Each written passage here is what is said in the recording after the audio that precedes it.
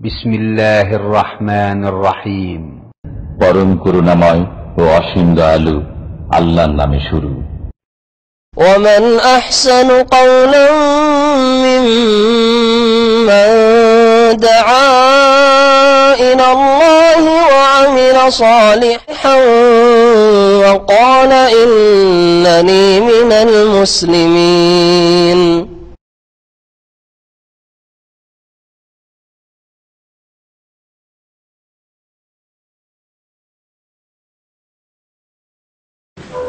السلام عليكم ورحمة الله وبركاته.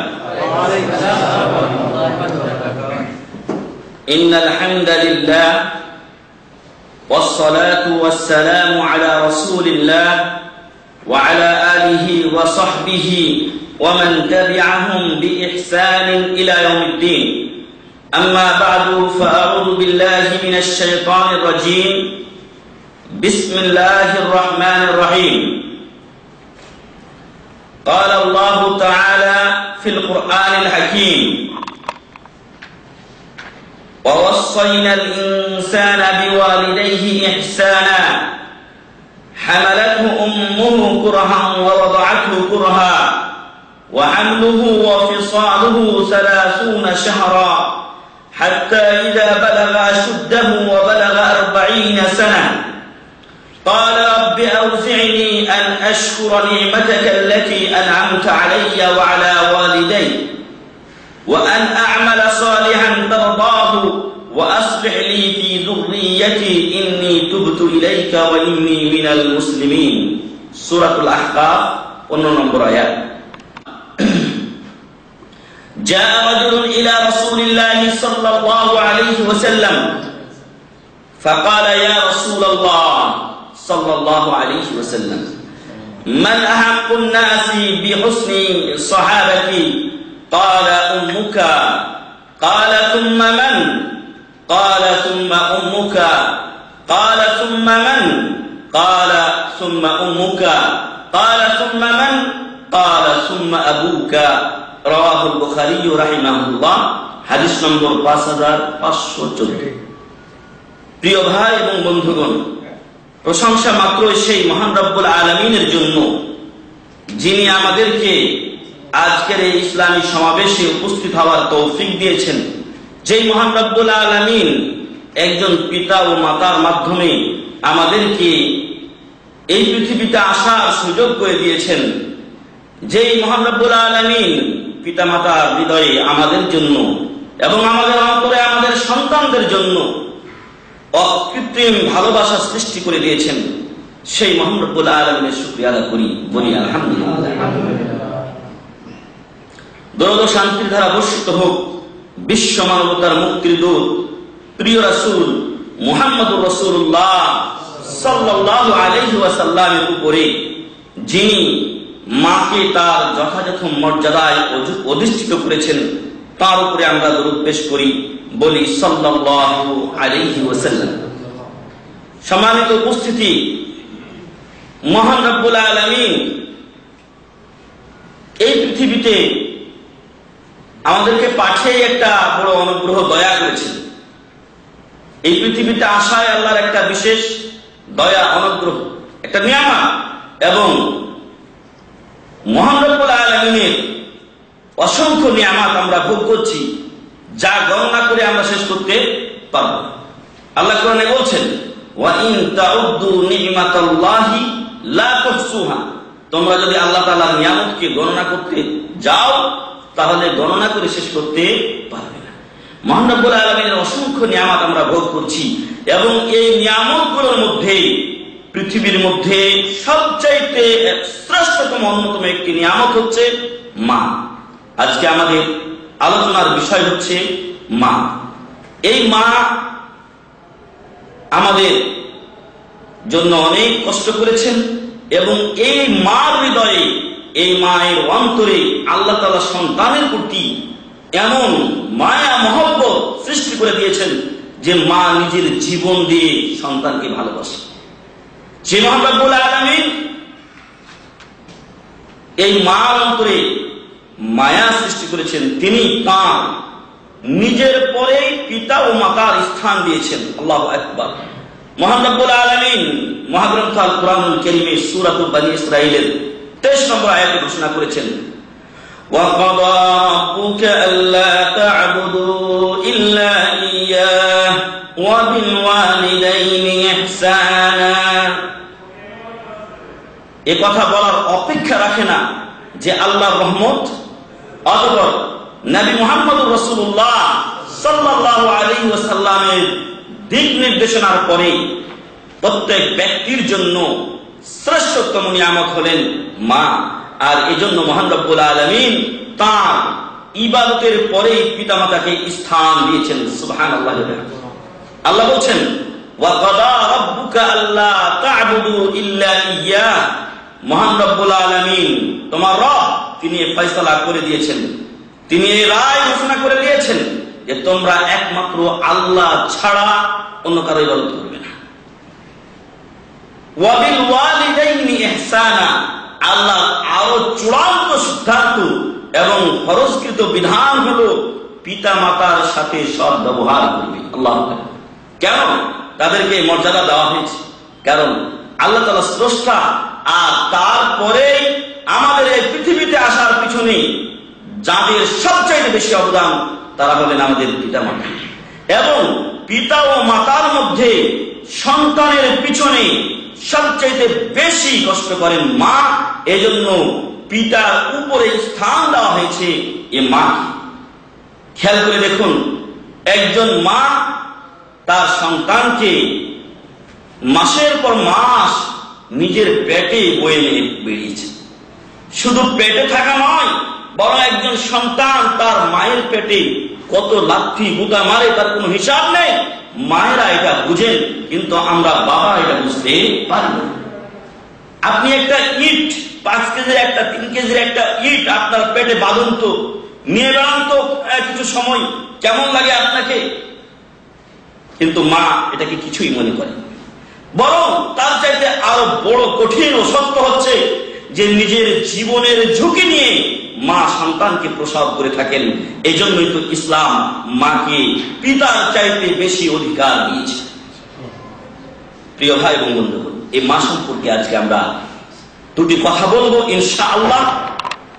আল্লাহ তার ইবাদতের পরে আর চূড়ান্ত সিদ্ধান্ত অর্থাৎ ফরজকৃত বিধান। তারপর আল্লাহ বলছেন, ইম্মা ইয়াবলুগান্না ইনদাকাল কিবরা আহাদুহুমা আও কিলাহুমা ফালা তাকুল লাহুমা উফফিন ওয়া লা তানহারহুমা ওয়া কুল লাহুমা কাওলান কারীমা। তাদের একজন অথবা দুইজনই যদি তোমার নিকটে বার্ধক্য অবস্থায় পৌঁছে যান, ফালা তাকুল লাহুমা উফ, এমন কোন আচরণ করবে না যার কারণে মা বা বাবা উফ শব্দটি বলেন। আল্লাহু আকবার। কোরআনের আয়াত কোথায় আর আজকে বিশ্ব মানবতা আমরা কোথায়?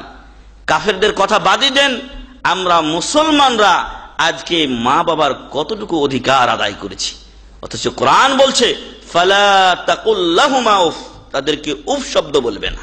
তার ব্যাখ্যা যে এমন কোন আপনি আচরণ করবেন না যার কারণে বাবা মা উফ শব্দ করেন। কিন্তু আজকে কত বাবা মা নিবৃত্তে সন্তানের কষ্টের অত্যাচারের কারণে কাঁদে, তার কোনো ইয়ত্তা নেই। আল্লাহ যেন এ সকল সন্তানদেরকে হেদায়েত দান করেন। আল্লাহ ফালা তাকুল লাহুমা উফ ওয়ালা তানহারহুমা, এবং তাদেরকে ধমকের স্বরে কথা বলবে না, বরং ওয়াকুল লাহুমা কাওলান কারীমা, সম্মানজনক কথা বলবে, আদবের সাথে শিষ্টাচারের সাথে, মনে যেন কষ্ট ব্যথা দুঃখ না পায় এরকম শব্দ দিয়ে তুমি তার সাথে কথা বলবে। আল্লাহু আকবার। ওয়াকফিজ লাহুমা জানাহা যুল্লি মিনার রাহমা ওয়া কুর রাব্বিরহামহুমা কামা রাব্বায়ানি সাগীরা। তুমি তোমার রহমতের দানা তা বিনয়ী ভাবে নত করে দিয়ে তাদের সামনে বিছিয়ে দাও। ওয়াকফিজ, বিছিয়ে দাও, জানাহা যুল, নিচুতার এবং নম্র হয়ে পিতামাতার কাছে আপনার কোনো অধ্যতা থাকবে না, আপনার কোনো অহংকার থাকবে না, আমি টাকা পয়সা ওয়ালা হয়েছি, আমি অনেক শিক্ষিত হয়ে গেছি, বাবা মা অশিক্ষিত এবং বাবা মার টাকা পয়সা নেই, এজন্য পিতামাতার পরিচয় দেওয়া যাবে না সমাজের সামনে। না, এমন আপনার চরিত্র হওয়া উচিত নয়। যদি এমন আপনার চরিত্র হয়, আপনি ব্যর্থ সন্তান। অখফিজ লাহুমা জানাহাজ যুল্লি মিনার রাহমা। আপনার মর্যাদা যতই আপনি শাহানশাহ হয়ে যান না কেন, আপনি যতই প্রেসিডেন্ট আর মন্ত্রী হয়ে যান না কেন, আপনার মা বাবার কাছে আপনি ছোটই রয়ে যাবেন। কারণ পিতামাতার অবদান আপনি কোনোদিন পরিশোধ করতে পারবেন না। তাদের ঋণ পরিশোধ করা আপনার জন্য সম্ভব নয়। বিশেষ করে মার, পিতার কথা এসেছে হাদিসে, যদি পিতাকে কেউ দাস অবস্থায় পায় এবং তাকে ক্রয় করে মুক্ত করে দেয়, তাহলে পিতার ঋণ পরিশোধ হতে পারে, কিন্তু মায়ের ঋণ পরিশোধ হতে পারে না। আল্লাহু আকবার। এজন্য পিতামাতার কাছে আপনি সব সময় নিচু। আপনি নিজেকে তাদের উপরে কোনো সময় মনে করবেন না আমি তার চাইতে অনেক সম্মানিত। অখফিজ লাহুমা জানাহাজ যুল্লি মিনার রাহমা। তাদের সামনে নরম হয়ে যান, তাদের সামনে নিজেকে এক নিচু করে দিন, তাদের খেদমতে নিজের জীবনকে উৎসর্গ করে দিন। মিনার রাহমা, আপনার যে ডানা আপনি বিছাবেন সেটা হবে দয়ার ডানা।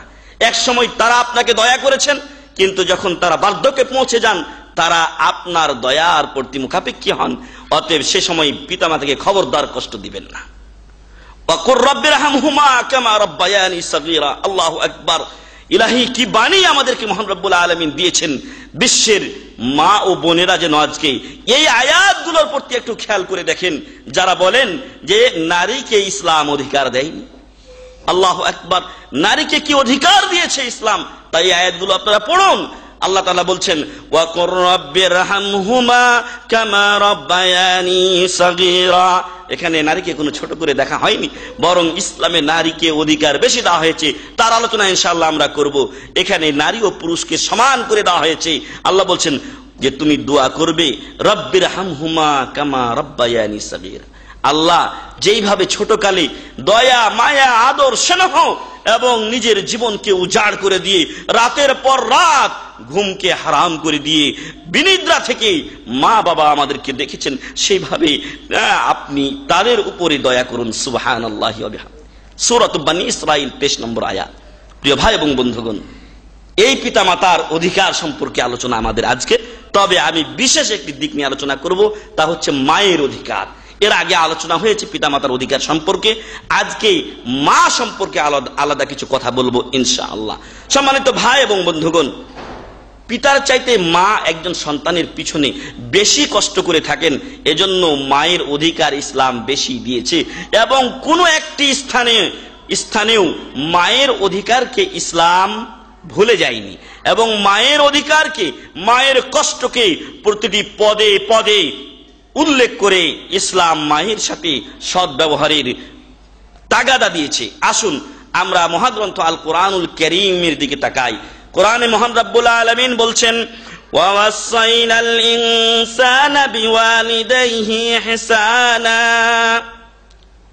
মহান রব্বুল আলামিন বলছেন আমি ওসিয়ত করেছি। আল্লাহর ওসিয়ত কার? আল্লাহর, যিনি মহান রব্বুল আলামিন বিশ্বের স্রষ্টা, তিনি আমাদেরকে ওসিয়ত করছেন। কোনো গুরুত্ব নেই ওসিয়তের নাকি? আল্লাহ আদেশ করছেন আমাদেরকে, আল্লাহ আমাদেরকে হুকুম করছেন কি? বিওয়ালিদাইহি ইহসানা। মানুষ, তুমি তোমার পিতামাতার সাথে সদ্ব্যবহার করবে। পিতামাতা উভয়েরই অবদান আছে সন্তানের পিছনে। এবং আমরা এই পৃথিবীতে মহান রব্বুল আলামিন এমন এক পরিস্থিতি সৃষ্টি করে দিয়েছেন আমাদের মাঝে, যে এক সময় যে থাকে সন্তান, পরে সে হয় আবার পিতা বা মাতা। এক সময় থাকে সন্তান, ওই সন্তানই এক সময় পিতামাতা হয়, আবার আরেক সময় দাদা দাদিতে, নানা নানিতে রূপান্তরিত হয়। এটাই মহান রব্বুল আলামিনের এই ইহযোগ জাগতিক নিয়ম। মহান রব্বুল আলামিন বলছেন যে আমি মানুষকে এই আদেশ দিয়েছি যে সে তার পিতামাতার সাথে সদ্ব্যবহার করবে। অতএব প্রত্যেক সন্তানই এখানে প্রবেশ করবে।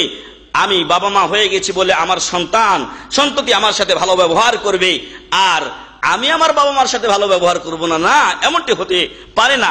বরং প্রত্যেকেই আপন আপন পিতামাতার সাথে কি করবে? সদ্ব্যবহার করবে।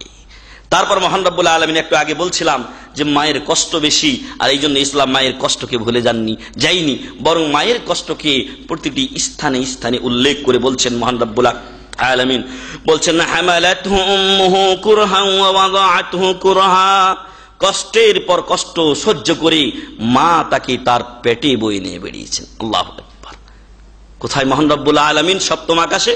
আর সেই মহান রব্বুল আলামিন বিশ্বে কোরআনের আয়াত নাযিল করছেন মায়ের জন্য। আল্লাহু আকবার। হামালাতহু উম্মুহু, তার মা তাকে বহন করে নিয়ে বেরিয়েছে, কুরহান, কষ্টের পর কষ্ট সহ্য করে। আল্লাহু আকবার। ওয়া ওয়াদাআতহু কুরহা, আর এর চাইতে আরো বড় সত্য হচ্ছে যে প্রসবের সময় এর চাইতে আরো বহুগুণ কষ্ট মা সহ্য করেছেন। আল্লাহ যেন আমাদের মায়েদেরকে জাযায়ে খায়র দান করেন। আল্লাহুম্মা আমিন।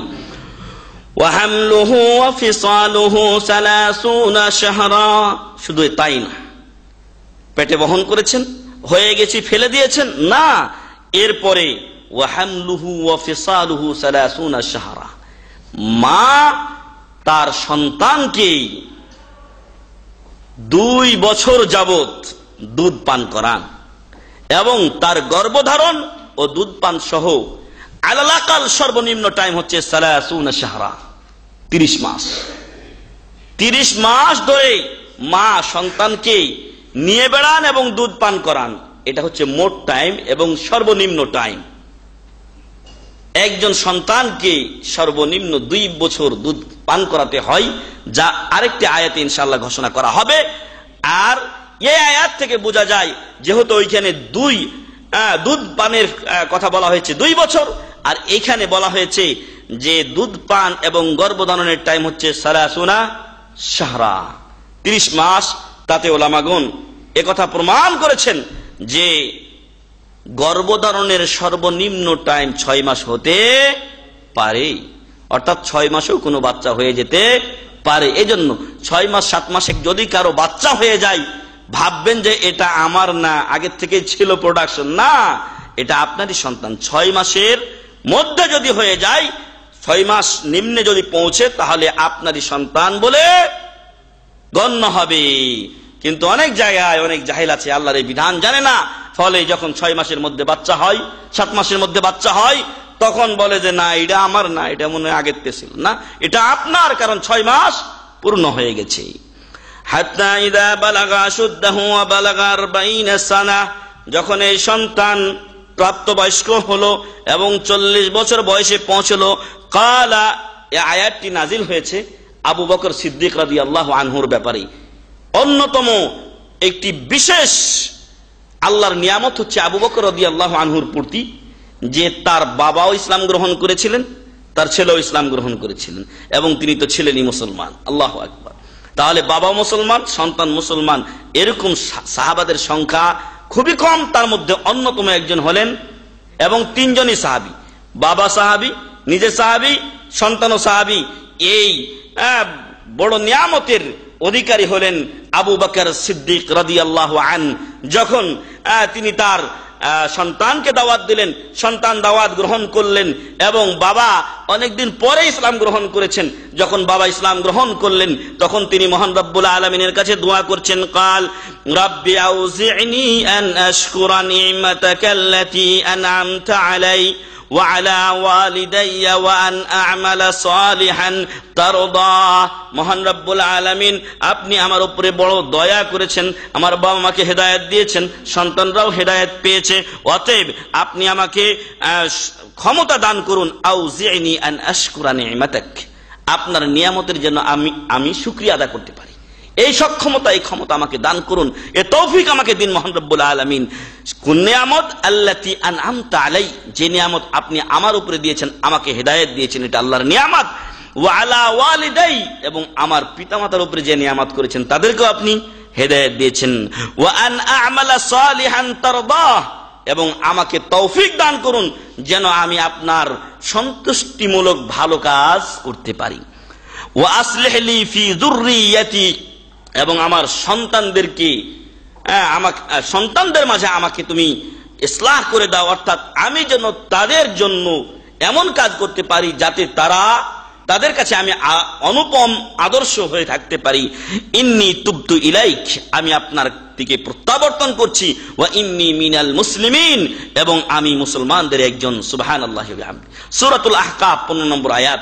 আয়াতের প্রথম অংশে বলা হয়েছে যে মানুষকে মহান রব্বুল আলামিন এই আদেশ দিয়েছেন সে তার পিতামাতার সাথে ভালো ব্যবহার করবে, এবং মহান রব্বুল আলামিন মায়ের কথা ভুলে যাননি, বরং বলেছেন পিতামাতার মধ্যে বিশেষত মা কষ্টের পর কষ্ট সহ্য করে সন্তানকে পেটে বহন করেছে, এবং তারপরে কষ্ট স্বীকার করে সন্তানকে পৃথিবীতে ভূমিষ্ঠ করেছে। এরপরে তিনি ছেড়ে দিয়েছেন তাকে, তা নয়, বরং 2 বছর যাবত তাকে দুধ পান করিয়েছেন। আল্লাহু আকবার। তারপরে মহান রব্বুল আলামিন বলছেন ওয়াসাইনাল ইনসানা বিওয়ালিদাই, আমি মানুষকে তার পিতামাতার সহিত ভালো আচরণের আদেশ দিয়েছি। হামালাতুহু উম্মুহু ওয়াহনান আলা ওয়াহান, কষ্টের পর কষ্ট সহ্য করে স্বীকার করে মা তাকে বহন করেছে। ওয়া ফিসালুহু ফি আমাইন, এবং তাকে দুধ পান করিয়েছে 2 বছর। একটু আগে বলছিলাম যে দুধ পানের সময় হচ্ছে 2 বছর, এরপরে পান করানো যাবে না এমনটি নয়, তবে একটা যে হক একটা বাচ্চার আছে সেটা নিম্নপক্ষে 2 বছর কোনো মায়ের যদি দুধ হয় তাহলে সে যেন দুধ পান করাই। আনিশকুরলি ওয়ালিওয়ালিদাইকা ইলাইয়াল মাসির, মনে রাখবে বান্দা, তুমি আমার শুকরিয়া আদা করবে, অতঃপর কার শুকরিয়া আদা করবে? ওয়ালিওয়ালিদাইক, তোমার পিতামাতার শুকরিয়া আদা করবে। আল্লাহু আকবার।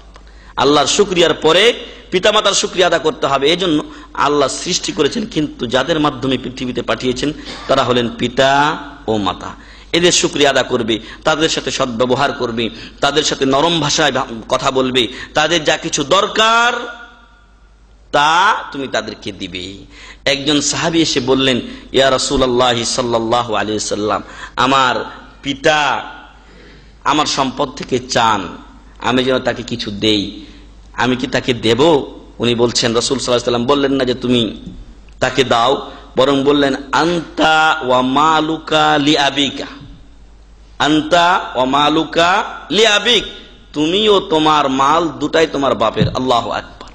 তুমি দিবে মানে প্রশ্নই ওঠে না, পিতাকে তোমার সম্পদ দিবে আর মাকে তো তার আগেই দিবে। এজন্য পিতামাতা যদি আপনার কাছে কোনো সম্পদ চায় আর আপনার কাছে আছে, তাহলে অবশ্যই আপনি পিতামাতাকে সেই সম্পদ দান করুন, তাদেরকে দিয়ে দিন, কারণ তারা যদি আপনার প্রতি সন্তুষ্ট থাকেন মহান রব্বুল আলামিন আপনার উপরে সন্তুষ্ট থাকবেন। সূরাতুল লুকমান 14 নম্বর আয়াত। ইলাইয়াল মাসির, মহান রব্বুল আলামিন এই আয়াতের শেষে বলছেন যে আমার কাছে প্রত্যাবর্তন করতে হবে।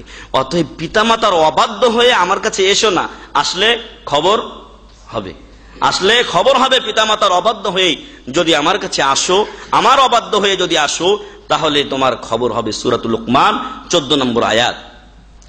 আর এক আয়াতে মহান রব্বুল আলামিন বলছেন, সূরাতুজ জুমার 6 নম্বর আয়াতে আল্লাহ বলছেন, খালাকাকুম মিন নাফসিন ওয়াহিদাতিন সুম্মা জাআলা মিনহা যাওজাহা ওয়া আনজালা লাকুম মিনাল আনআমি সামানিয়াতা আজওয়াজ।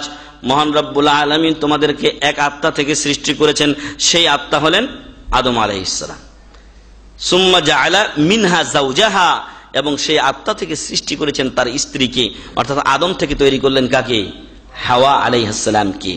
ওয়া আনজালা লাকুম মিনাল আনআমি সামানিয়াতা আজওয়াজ, চতুষ্পদ জন্তুর মধ্যে মহান রব্বুল আলামিন তোমাদের জন্য 8 জোড়া পশু দিয়েছেন, যেগুলোর কথা সূরাতু আনআম, সম্ভবত সূরা আনআমই হয়তো বলা হয়েছে।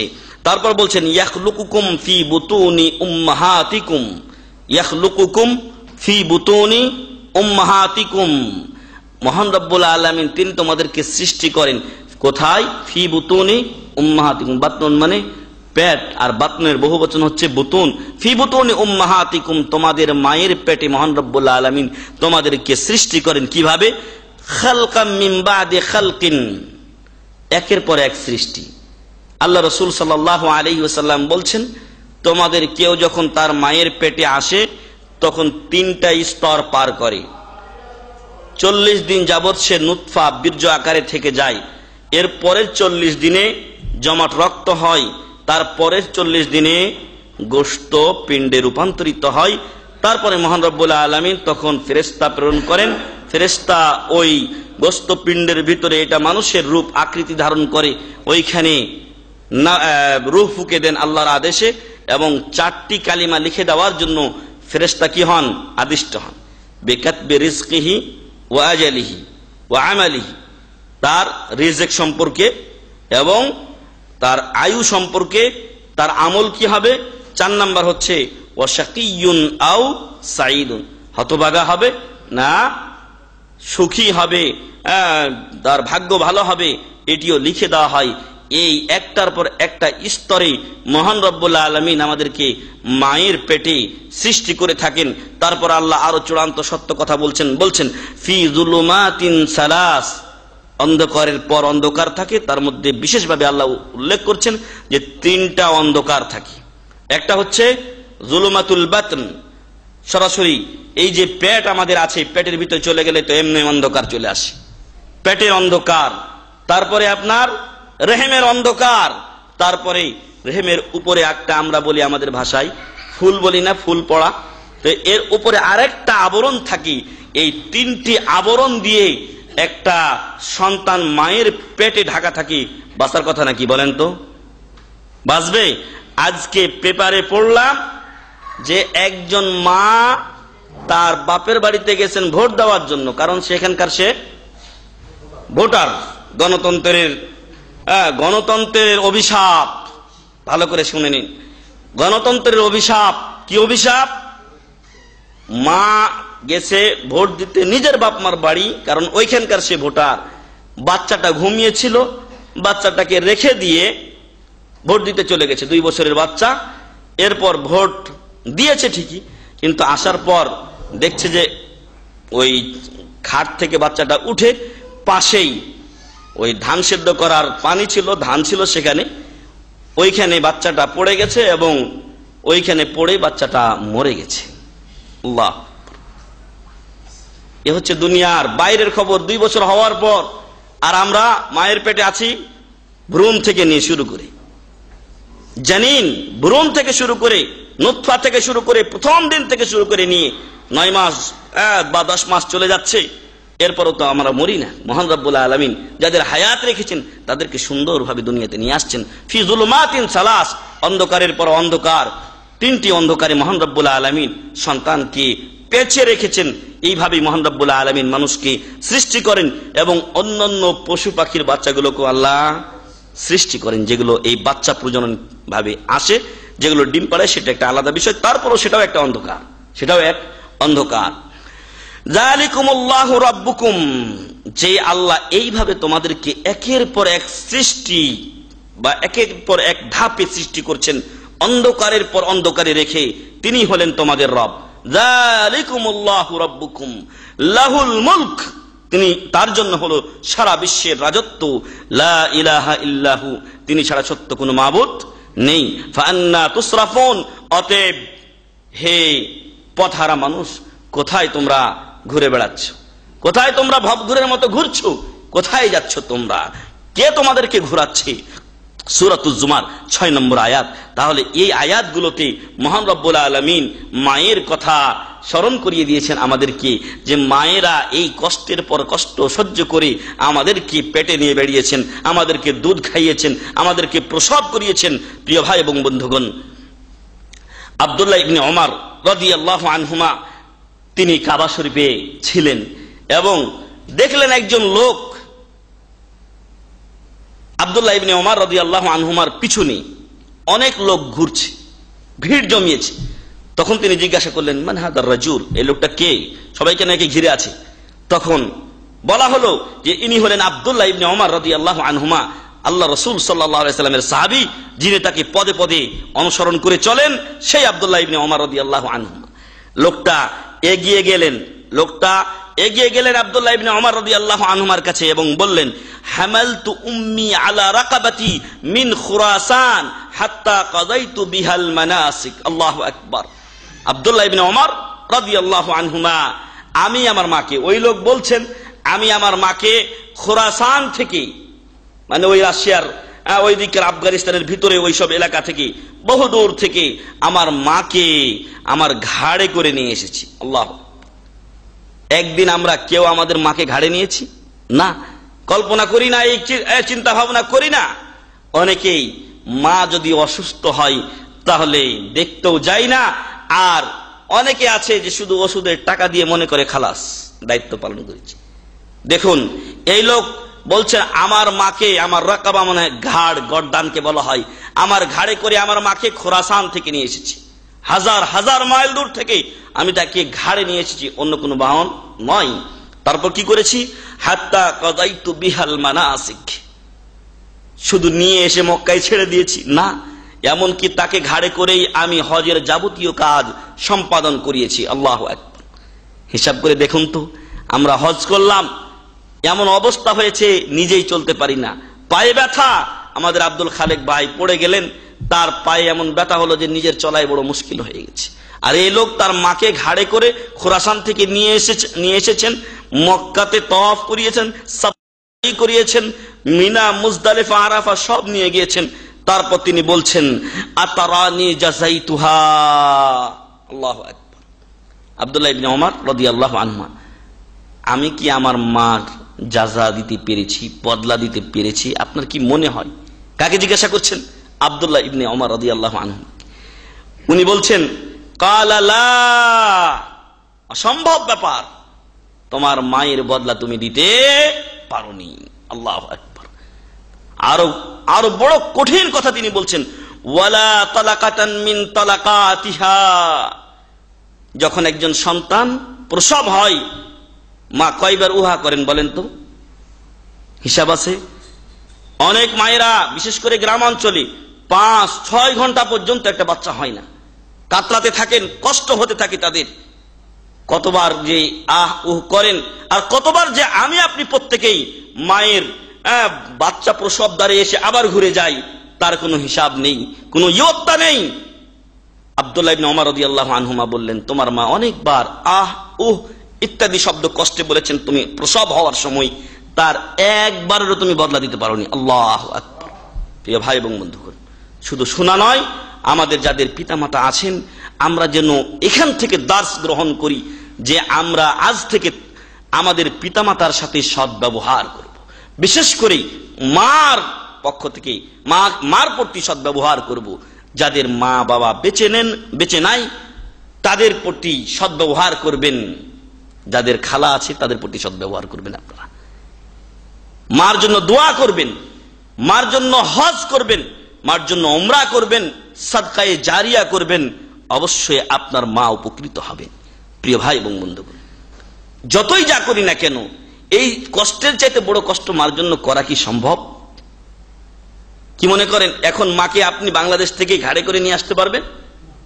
এখান থেকে নিয়ে যেতে পারবেন আপনি দাম্মাম থেকে আপনার মাকে? অসম্ভব ব্যাপার।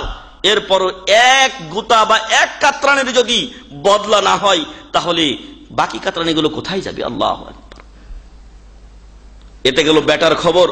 বাপ ওমর বিন খাত্তাব রাদিয়াল্লাহু আনহু, তার কাছে একজন লোক এসে বলছেন, ইন্নালি উম্মান বালাগা বিহাল কিবার, আমার একজন মা আছেন যিনি বার্ধক্যে পৌঁছে গেছেন, ওয়া আন্নাহা লা তাকজি হাজাতাহা ইল্লা ওয়া যাহরি মাতিয়াতাল্লাহ। আমার মা যখনই পেশাব পায়খানা করেন তখনই আমার পিঠে পেশাব পায়খানা করেন, অর্থাৎ পিঠে করে, কাঁধে করে তিনি সবসময় নিয়ে থাকেন। ওয়া ওয়াদ্দিউহা ওয়া আসরিফু ওয়াজহি আনহা, তার যাবতীয় ময়লা, তার যাবতীয় আবর্জনা আমি এগুলো পরিষ্কার করি, তবে পরিষ্কারের সময় আমি তার দিকে নজর দেই না, অর্থাৎ না দেখেই, তার ইজ্জত না দেখেই এগুলো পরিষ্কার পরিচ্ছন্ন করি। ফাহাল আদাইতু হাক্কাহা, ফাহাল আদাইতু হাক্কাহা। ওমর রাদিয়াল্লাহু আনহু, আমিরুল মুমিনিন, খলিফাতুল মুসলিমিন, আমি কি আমার মার হক আদায় করেছি? আল্লাহু আকবার। পেশাব পায়খানা সব তার কাঁধে, নিজে পরিষ্কার করেন, পরিচ্ছন্ন করেন। জিজ্ঞাসা করছেন আমিরুল মুমিনিন ওমর বিন খাত্তাব রাদিয়াল্লাহু আনহু কি, আমি কি আমার মার হক আদায় করতে পেরেছি? ক্বালা লা। ওমর রাদিয়াল্লাহু আনহু বললেন, না, তুমি তোমার মায়ের হক আদায় করতে পারোনি। এবার ওই ব্যক্তি বলছেন, আলাইসা কাদ হামালতুহা আলা যাহরি, আমি কি আমার মাকে পিঠে বহন করে নিয়ে চলি না? ওয়া হাবিস্তু নাফসি আলাইহা, আমার জীবনটা তার জন্য উৎসর্গ করে দিয়েছি, সব সময় আমি তার খেদমতে নিয়োজিত আছি। কাল ওমর বিন খাত্তাব রাদিয়াল্লাহু আনহু বলছেন তার এই প্রশ্নের জবাবে যে আমি আমার মাকে এত কষ্ট করে দেখাশোনা করছি, এরপরও আমার মায়ের হক আদায় করিনি আমি, এই কোন কথা বলছেন আপনি? এটা কি করে সম্ভব? ওমর বিন খাত্তাব রাদিয়াল্লাহু আনহু বলছেন, ইন্নাহা কানাত তাসনাউ যালিকা বিক ওয়া হিয়া তাতামান্না বাকাআক, তুমি যেই কাজগুলো তোমার মায়ের করছো, পেশাব পায়খানা সাফ করতেছো, তাকে কাঁধে নিয়ে বেড়াচ্ছ, এই কাজগুলো তোমার মাও একদিন তোমার করেছে, কি করেনি? আমার মা, আপনার মা আমাদেরকে বয়ে নিয়ে বেড়াননি? পেটে বয়ে নিয়ে বেরিয়েছেন, বাইরে বয়ে নিয়ে বেরিয়েছেন, তার হাতে বুকে মুখে কত জায়গায় পেশাব পায়খানা করেছি আমরা। হয়তো ভাবছেন এখন অনেক বড় হয়ে গেছি, অনেক টাকা পয়সাওয়ালা হয়ে গেছি, না, আমরা প্রত্যেকেই মায়ের হাতে কোলে পেশাব পায়খানা করেই মানুষ হয়েছি। ওমর বিন খাত্তাব রাদিয়াল্লাহু আনহু বলছেন যে তোমার মা এই কাজগুলো করতেন, তখন তার আশা হতো, আশা ছিল তাতামান্না বাকাআক, তিনি আশা করতেন আল্লাহ আমার সন্তানকে তুমি দীর্ঘজীবী করো, বাঁচিয়ে রাখো তাকে। আল্লাহু আকবার। মা পেশাব পায়খানা পরিষ্কার করার পর আপনি কাঁদছেন, আপনাকে চুপানোর পর, আপনাকে আদর করার পর এমন মা মনে করেন না যে সন্তানটা না থাকলে ভালো, চিল্লায় কান্দে, এইসব ভেজাল না, মা এরকম মনে করেন না, বরং মা প্রতি কথাই দোয়া দেন, আল্লাহ আমার সন্তানকে সুস্থ রাখো, দীর্ঘজীবী করো। আল্লাহু আকবার।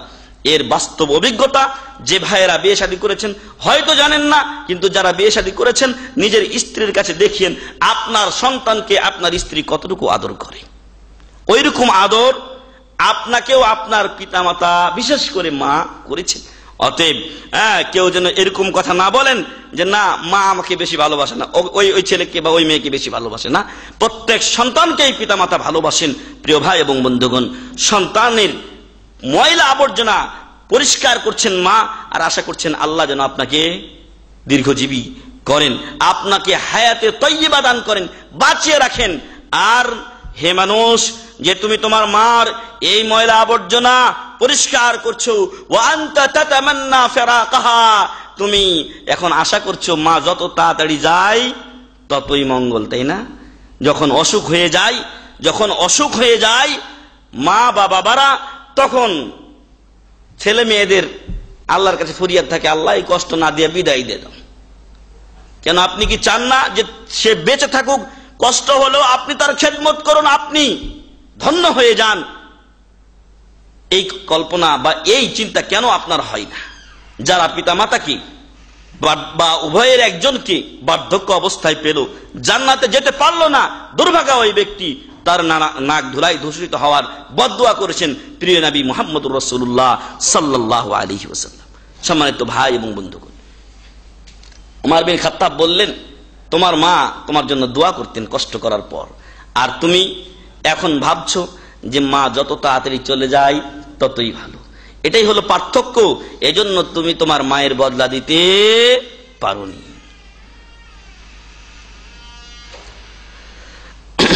আব্দুল্লাহ ইবনে মাসউদ প্রখ্যাত সাহাবী এবং ফকিহ ছিলেন, বড় ফকিহ সাহাবাদের ভিতরে।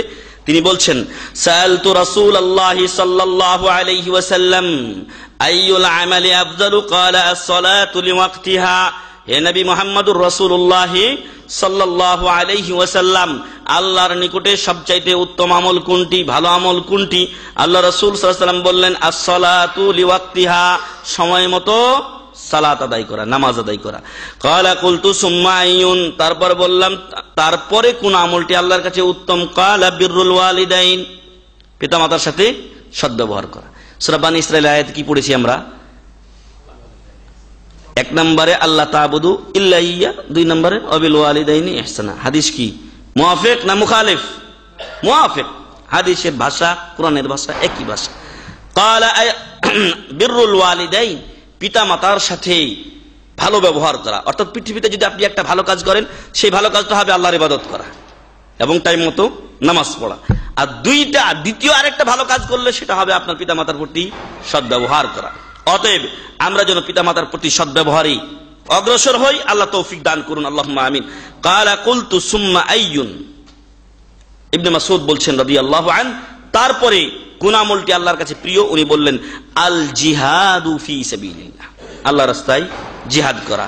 মুসলিম শরীফের 120 নম্বর হাদিস। সম্মানিত উপস্থিতি,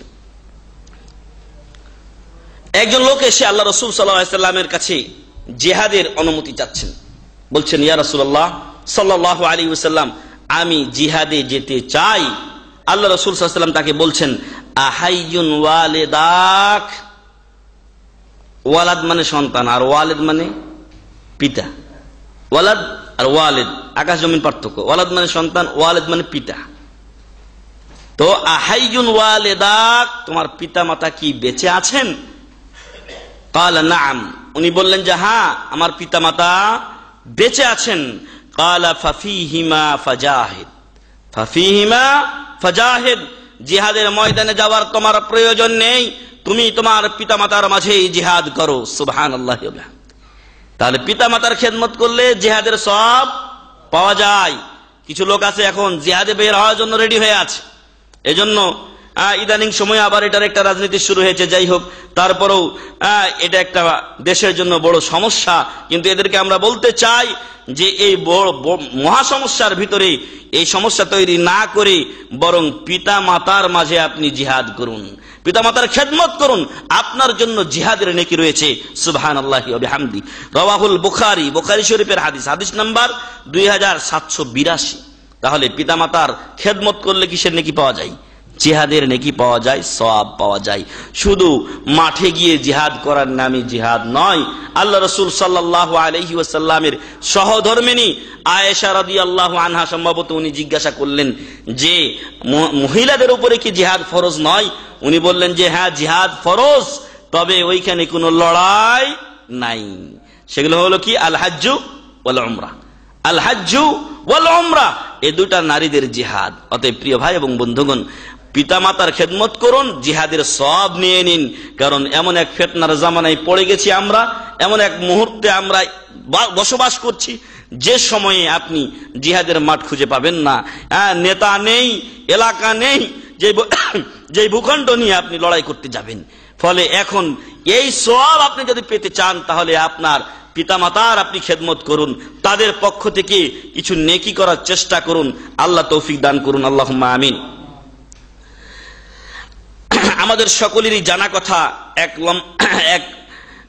এক লোক এসে আল্লাহ রাসূল সাল্লাল্লাহু আলাইহি ওয়াসাল্লামকে বলছেন, মান আহাক্কুন নাসি বিহুসনি সাহাবাতি, ইয়া রাসূলুল্লাহ সাল্লাল্লাহু আলাইহি ওয়াসাল্লাম, পৃথিবীর মধ্যে আমার কাছ থেকে, আমার পক্ষ থেকে, আমার নিকট থেকে সবচাইতে বেশি ভালো ব্যবহার, সৎ ব্যবহার পাওয়ার হকদার কে?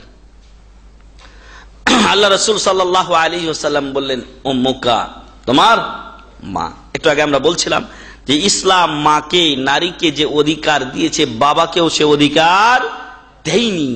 অতএব নারী আন্দোলনের নেত্রীরা যেন এই হাদিসটি ভালো করে মুখস্থ করে নেয়, এবং যারা পুরুষ তারা যেন মায়ের খেদমত বিশেষভাবে করে।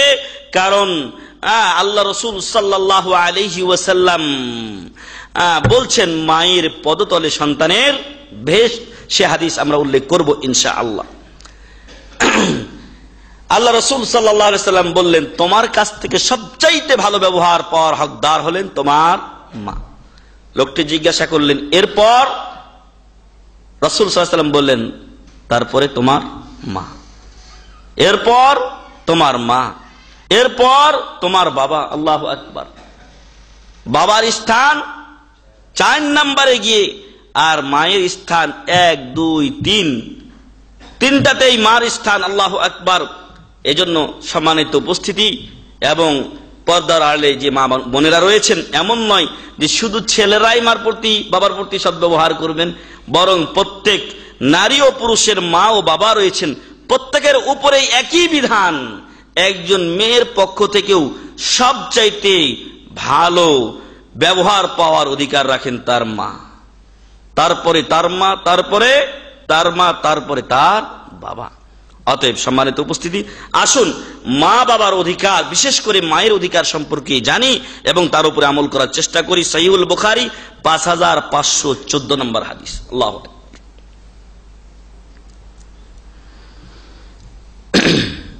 মায়ের খেদমত করলে মর্যাদা নিচু হয় না উঁচু হয়? উঁচু হয়। কিভাবে মর্যাদা উঁচু হয় একটু দেখে নিন। আল্লাহ রাসূল সাল্লাল্লাহু আলাইহি ওয়াসাল্লাম মায়ের খেদমত করার কারণে ওয়াইস আল কারনির মর্যাদা বর্ণনা করেছেন। সুবহানাল্লাহ। ওয়াইস আল কারনি তাবেঈ ছিলেন, মায়ের এবং ইয়ামানের অধিবাসী ছিলেন।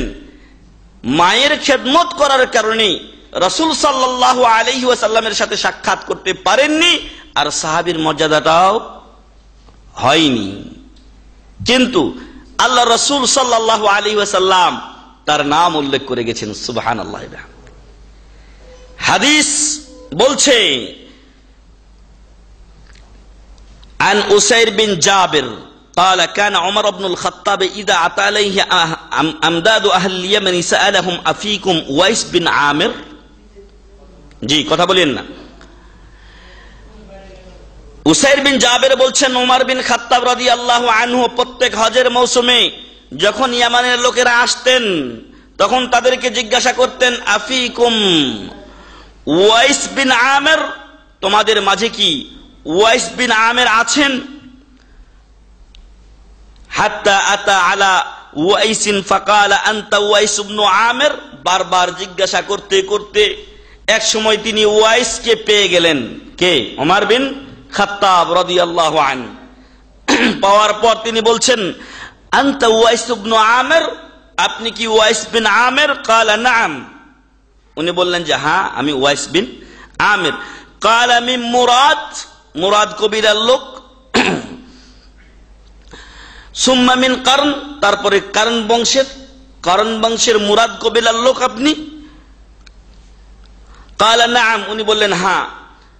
ক্বালা ফাকানা বিকা বারাসুন ফাবারাতা মিনহু ইল্লা মাওদিআ দিরহামিন, আপনার ধবল রোগ, কুষ্ঠ রোগ ছিল, শরীরে সাদা সাদা যে রোগটা হয় এই রোগটা আপনার ছিল, আল্লাহ আপনাকে সেখান থেকে মুক্ত করেছেন, তবে একটা দেরহাম পরিমাণ, একটা কয়েন বরাবর জায়গা আপনার ভালো হয়নি। এই তথ্যটা কি ঠিক? ক্বালা নাম, বললেন যে হ্যাঁ। ক্বালা লাকা ওয়ালিদা, আপনার মা আছেন? ক্বালা নাম, বললেন যে হ্যাঁ। ক্বালা সামি'তু রাসূলুল্লাহ সাল্লাল্লাহু আলাইহি ওয়াসাল্লাম, এবার হাদিস বর্ণনা করছেন, তথ্য জানলেন তার কাছে। এবার ওমর বিন খাত্তাব রাদিয়াল্লাহু আনহু বলছেন, আমি আল্লাহ রাসূল সাল্লাল্লাহু আলাইহি সাল্লামের পবিত্র মুখ থেকে বলতে শুনেছি, ইয়াতি আলাইকুম ওয়াইস বিন আমির, তোমাদের কাছে ওয়াইস বিন আমির আসবেন, মা আমদাদি আহলিল ইয়ামানি মিন মুরাদ সুম্মা মিন কারনিন, ইয়ামানের অধিবাসীদের সাথে তিনি আসবেন, তাদের দলবলের সাথে। তিনি কারন গোত্রের মুরাদ কবিলার লোক। কানা বিহি বারাসুন ফাবারা মিনহু ইল্লা মাওদিআ দিরহামিন লাহু লাহু ওয়ালিদাতুন হুয়া বিহা বাররুন। তো বললেন যে তার ধবল রোগ ছিল, একটা দেরহাম বা একটা কয়েন বরাবর জায়গা ব্যতীত বাকিটা ভালো হয়ে গেছে।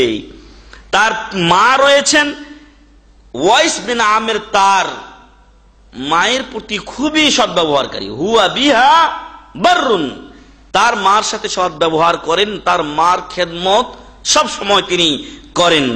লাউ আকসামা আলাল্লাহি লা আবাররাহু, আর এই মায়ের খেদমত করার কারণে মহান রব্বুল আলামিন তাকে যে মর্যাদায় অধিষ্ঠিত করেছেন, তিনি যদি আল্লাহর নামে শপথ করেন তাহলে আল্লাহ তাকে এই শপথ থেকে মুক্ত করেন। সুবহানাল্লাহ। অর্থাৎ উনি যেটা শপথ করেন আল্লাহ সেটাকে কি করেন? বাস্তবায়ন করেন, তার পক্ষে রায় ও মত নিয়ে যান। সুবহানাল্লাহি ওয়া বিহামদি। ফাইন ইসতাতা'তা আন ইস্তাগফিরা লাকা ফাফআল,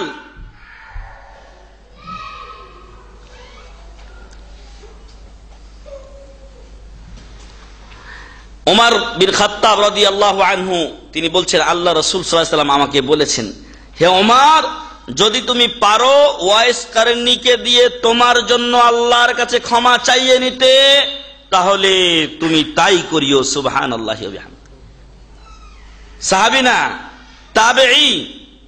আর আল্লাহ রাসূল সাল্লাল্লাহু আলাইহি ওয়াসাল্লাম বলছেন সাহাবীকে, ওমর বিন খাত্তাব রাদিয়াল্লাহু আনহুকে এবং সকল সাহাবীদেরকে সম্বোধন করে, যদি পারো তাহলে নিজের জন্য ওয়াইস আল কারনীর মাধ্যমে আল্লাহর কাছে ক্ষমা চেয়ে নিও। আল্লাহু আকবার। ফাস্তাগফিরলি,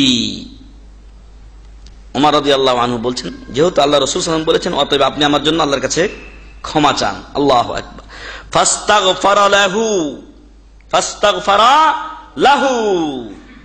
ওয়াইস আল কারনী ওমর বিন খাত্তাব রাদিয়াল্লাহু আনহুর জন্য আল্লাহর কাছে ক্ষমা চাইলেন। ফাকাল লাহু উমারু, ওমর রাদিয়াল্লাহু আনহু তাকে বললেন, আইনা তুরিদু, আপনি এখন কোথায় যেতে চান? মক্কায় হজ শেষ করে আপনি কোথায় যাবেন? ক্বালা আল কুফাতা, আমি কুফা, ইরাকের কুফা নগরীতে যেতে চাই। ক্বালা আলা আকতুবু লাকা ইলা আমিলিহা, ওমর বিন খাত্তাব আমিরুল মুমিনিন, যা লিখবেন তাই হবে। উনি বললেন, আমি কি ওই কুফার গভর্নরের কাছে তোমার সাথে সদ্ব্যবহার করার জন্য টাকা পয়সা যা ব্যবস্থা করা দরকার, খাবার দাবার, থাকার স্থান, হোটেল ফুন্দক যা লাগে ব্যবস্থা করার জন্য লিখে দিব না? দেখেন, আমরা হলে তো আহলান সাহলান জানাতাম, কিন্তু ওয়াইস আল কারনী কি বলছেন? ক্বালা আকুনু ফি গাবরাইন নাস আহাব্বু ইলাইয়া, আমি সাধারণ মানুষের ভিতরে হারিয়ে থাকবো, এটাই আমার কাছে প্রিয়। আমি ওই খ্যাতিমান লোকের কাছে যেতে চাই না। ক্বালা ফালাম্মা কানা মিনাল আমিল মুকবিল হাজ্জা রাজুলুম মিন আশরাফিহিম, আগামী বছর ওই কারণ এবং মুরাদ কবিলার, কারণ বংশের মুরাদ কবিলার একজন সম্মানিত ব্যক্তি তিনি হজে আসলেন। ফাওয়াফাকা উমারা, তিনি উমর রাদিয়াল্লাহু আনহুর সাথে সাক্ষাৎ করলেন।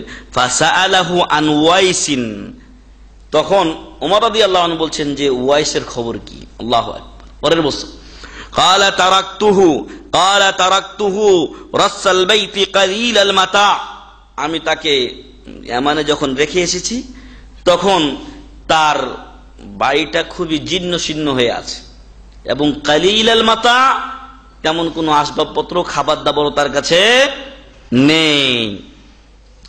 قال سمعت رسول الله صلى الله عليه وسلم يقول ياتي عليكم ওয়াইস ইবনে আমির, তারপর তিনি ওই লম্বা হাদিসটা আবার তাকে বললেন। এই আশরাফকে, এই সম্মানিত ইয়ামানের অধিবাসীকে, এই নেতাকে তিনি বললেন যে আল্লাহ রাসূল সাল্লাল্লাহু আলাইহি ওয়াসাল্লামের কাছে শুনেছি যে ওয়াইস বিন আমির আল কারনী, তার এরকম মা আছে, তার সাথে সদ্ব্যবহারকারী তিনি, এবং তার ধবল রোগ ছিল, আল্লাহ ভালো করে দিয়েছেন। যদি তোমরা পারো তাহলে তার কাছে তোমাদের জন্য আল্লাহর কাছে ক্ষমা চেয়ে নিও।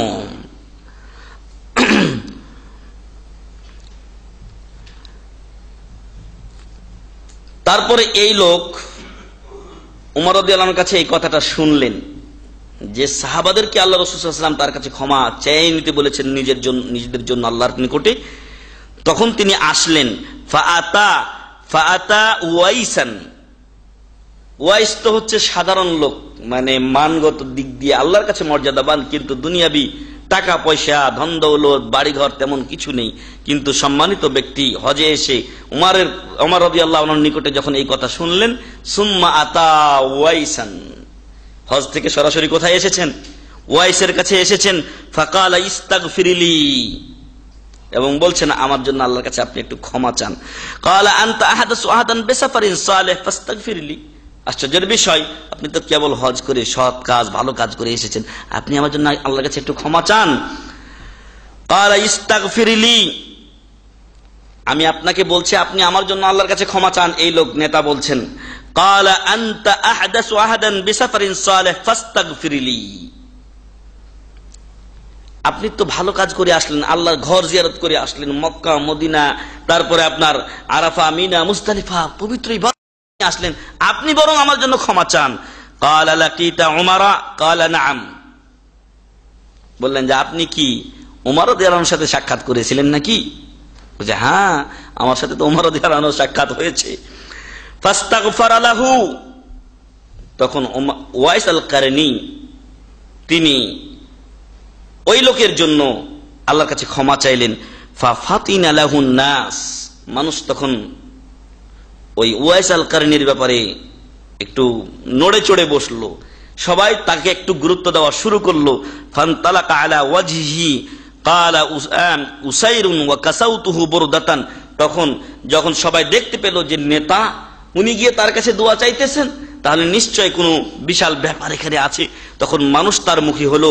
উসাইর বলছেন, উসাইর বিন জাবের, উনি হাদিসের রাবি, উনি বলছেন যে আমি তখন ওই উওয়াইস আল কারনির কাছে গিয়ে ওয়া কাসাউতুহু বুরদাতান, তাকে আমি একটা সুন্দর চাদর পরিয়ে দিলাম। ফাকানা কুল্লামা রাআহু ইনসানুন, তখন প্রত্যেকটা লোক যখন তার গায়ে এই মহামূল্যবান দামি চাদরটা দেখতেন, ক্বালা মিন আইনা লি ওয়াইসিন হাযিহিল বুরদাতু, ওয়াইস তো গরিব মানুষ, এই দামি মখমলের এত সুন্দর চাদর পাইলো কোনে? ঠিক আছে, কিন্তু মহান রব্বুল আলামিন ওয়াইসের মর্যাদা বৃদ্ধি করেছেন। কেন? কারণ তিনি তার মায়ের মর্যাদা দিয়েছিলেন, মায়ের সাথে সদ্ব্যবহার করতেন, মাকে ছেড়ে আসেননি। মাকে ছেড়ে আসলে সাহাবীর মর্যাদা পেতেন, কিন্তু সাহাবীর মর্যাদাকে তিনি ছেড়ে দিয়েছেন শুধু মায়ের খেদমতের জন্য। সুবহানাল্লাহি ওয়া হামদি। এই জন্য মহান রব্বুল আলামিন তাকে এই মর্যাদা দিয়েছেন। সাহাবাদেরকে আল্লাহ রাসূল সাল্লাল্লাহু আলাইহি ওয়াসাল্লাম বলছেন, ওর কাছে তোমরা আল্লাহর কাছে ক্ষমা চেয়ে নিও, ওর মাধ্যমে তোমাদের জন্য। সুবহানাল্লাহ। সহিহ মুসলিম হাদিস নাম্বার 4613 নাম্বার। সম্মানিত ভাই এবং বন্ধুগণ, হাদিস অনেক আমরা শুনলাম, এবার আমরা একটা ঘটনা বলবো আপনাদেরকে, যেই ঘটনাটি ইতিহাসে বিরল ঘটনা এবং এরকম দ্বিতীয় কোনো ঘটনা ঘটেনি। সেই ঘটনাটি ঘটেছে সৌদি আরবে এবং সৌদি আরবের কাসিম জেলায়। কাসিমে এই ঘটনাটা ঘটেছে। সেই ঘটনাটি হচ্ছে, হিজান বলে একজন লোক ছিলেন। হিজান এবং তার ভাই, তারা দুইজন আপন ভাই এবং তাদের বাবা আগে বিদায় নিয়েছেন, ছিলেন মা। হিজান ওয়াইস আল কারনির মতো মায়ের প্রতি খুবই সদ্ব্যবহারকারী ছিলেন। ওয়াইস আল কারনি মতো মায়ের প্রতি খুবই সদ্ব্যবহারকারী ছিলেন, কোনোদিন মায়ের অবাধ্য হননি এবং নিজের জীবন দিয়ে মায়ের খেদমত করে গেছেন। হিজান মায়ের খেদমত করে চলেছেন। ভাই আসলেন, এসে বললেন, বড় ভাই, মার খেদমত করার আমারও একটু ইচ্ছা হয়, দয়া করে মাকে আমার সাথে পাঠান, আমার কাছে কিছুদিন থাক। হিজান বলছেন, আতুহরিমুনি মিনাল জান্নাহ, তুমি কি আমাকে জান্নাত থেকে মাহরুম করতে চাও? আল্লাহু আকবার। তুমি কি আমাকে জান্নাত থেকে মাহরুম করতে চাও? কাঁদতে শুরু করেছেন। ছোট ভাই এবার বড় ভাইয়ের দিকে তাকিয়ে উনি চলে গেছেন। দিনের পর দিন, রাতের পর রাত মায়ের খেদমত করে চলেছেন হিজানের বয়স 60 ঊর্ধ্ব হয়ে গেছে, অর্থাৎ নিজে এখন বৃদ্ধ হয়ে গেছেন। মায়ের বয়স ফাওকাত 90 উপরে চলে গেছে। ওই সময় এবার হিজানের ভাই এসে বলছেন যে, ভাই, অনেক দিন আপনি খেদমত করেছেন, এবার আমাকে একটু সুযোগ দেন, এখন তো আপনারই খেদমতের দরকার, এখন আপনি বয়স্ক হয়ে গেছেন, অতএব মাকে আমাকে দিন, আমাকেও একটু খেদমত করে নেকি অর্জনের সুযোগ করে দিন। তখন তিনি বলছেন, আতুহরিমুনি মিনাল জান্নাহ, তুমি কি আমাকে জান্নাত থেকে মাহরুম করতে চাও? আল্লাহু আকবার। তাকে দিবে না। এরপরে অনেক অনুনয় বিনয়, ভাই দয়া করে আমাকেও কিছুদিন মার খেদমত করার সুযোগ দিন। হিজান বলছেন, না, আমি আমার মাকে দেব না, মা হলো আমার জান্নাত, অতএব আমি জান্নাত থেকে নিজেকে মাহরুম করতে চাই না। আল্লাহু আকবার।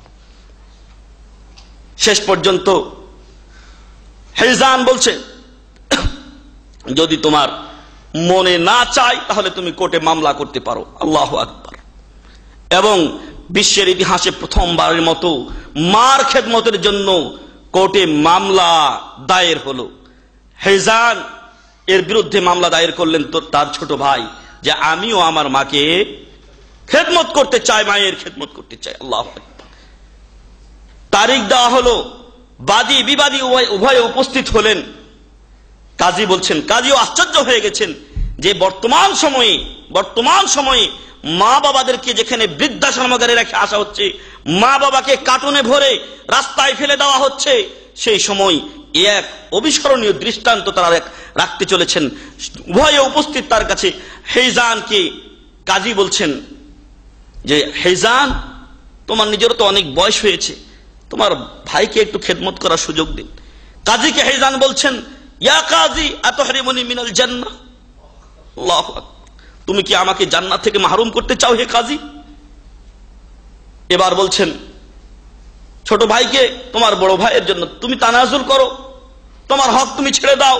বলছেন না, আমার মাকে আমি চাই, আমার ভাই অনেক দিন খেদমত করেছে, আমার ভাই কোনো ত্রুটি করেনি, কিন্তু আমিও চাই আমার মার খেদমত করি, উনি যেরকম জান্নাত চান আমিও জান্নাত পেতে চাই, অতএব আমার মাকে আমি নিয়ে যেতে চাই। তানাজুল মাফি, আমার অধিকার আমি ছাড়তে রাজি না, আমার অধিকার চাই। কাজী হতভম্ব হয়ে গেছেন, কি ফয়সালা দেবেন, কি রায় দেবেন? কাজী বললেন, ঠিক আছে, আগামী এত তারিখে তোমাদের আবার ডেট, এবার তোমার মাকে সাথে নিয়ে আসবে।